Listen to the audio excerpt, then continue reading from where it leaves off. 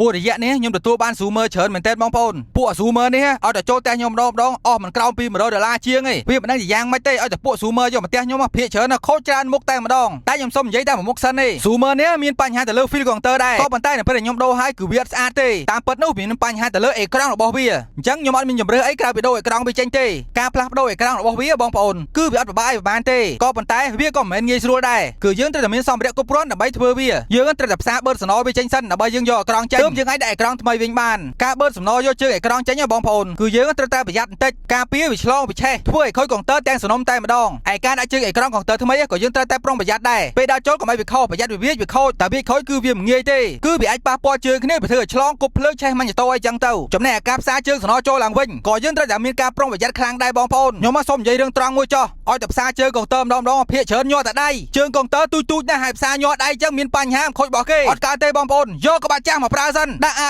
ជាក់មួយសិនដើម្បីកុំឲ្យញ័រដៃអ្នកណាគេថាអីថាទៅទម្លាប់ខ្ញុំគឺអញ្ចឹងតែធ្វើម៉ូតូចេញធ្វើម៉ូតូញ័រដៃអីដាក់អាជាក់មួយធ្វើការងារចាញ់ហើយ